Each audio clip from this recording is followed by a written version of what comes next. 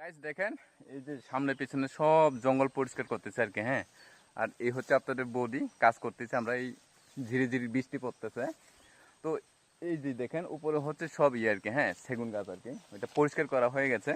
মানে 9 জন লেবার নিয়ে 2 দিন ধরে পরিষ্কার করলাম। এরপরে হচ্ছে এক বিকেল আর কি, দুপুর থেকে এক বিকেল, এটা হচ্ছে মানে 2 দিনের মাথায় এক বিকেল হচ্ছে এটা পরিষ্কার করালাম আর কি। হ্যাঁ, এখানে ভাবছিলাম মালটা লাগাবো, তো অনেকে সাজেস্ট করতেছে মালটা না লাগিয়ে আম লাগানোর জন্য। হ্যাঁ, তো মালটা নাকি প্রচুর পরিমাণে পানি দিতে হয়, কিন্তু এখানেও হচ্ছে মানে পানি পাওয়া যায় না আর কি, শীতকালে পানি শুকিয়ে যায় লুঙ্গা জায়গা।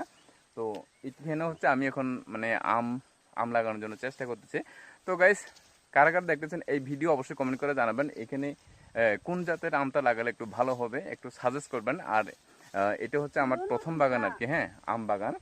এই যে দেখেন এখানে হচ্ছে 1.5 কানের মতো জায়গা আছে এই টিলাতে, এই যে দেখেন। হ্যাঁ, আর পরে হচ্ছে এই পিছনে যে জঙ্গলটা দেখতেছেন এখানে হচ্ছে কলা লাগাবো আর কি। হ্যাঁ, আর এই যে দেখেন এই যে আরেকটু সামনে আর কি, এটা হচ্ছে জঙ্গল পরিষ্কার করার পর এখানে হচ্ছে কলা লাগাবো, আর এদিকে কলা লাগাবো, আর এখানে হচ্ছে মানে আম লাগাবো আর কি। এই যে দেখেন, আর সাথে আছে আপনাদের বৌদি, এই যে দেখেন আপনাদের বৌদিকে নিয়ে কাজে লাগিয়ে দিলাম আর কি। হ্যাঁ গাইজ, এই যে দেখেন প্রচুর বৃষ্টি পড়তেছে, ঝিরি ঝিরি ঝিরি ঝিরি বৃষ্টি, অনেক কষ্ট হচ্ছে। আর প্রচুর পরিমাণে পিঁপড়া আছে, এই যে দেখেন এই জঙ্গলগুলো পরিষ্কার করার জন্য প্রচুর পরিমাণে পিঁপড়া ছিল।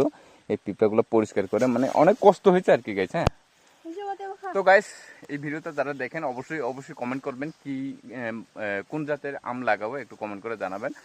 আমি আগেও বলেছি এই প্রথম হচ্ছে আমার বাগান করার অভিজ্ঞতা হচ্ছে। অবশ্যই কমেন্ট করে জানাবেন কোন জাতের আম গাছ লাগাবো। হ্যাঁ, এই যে দেখেন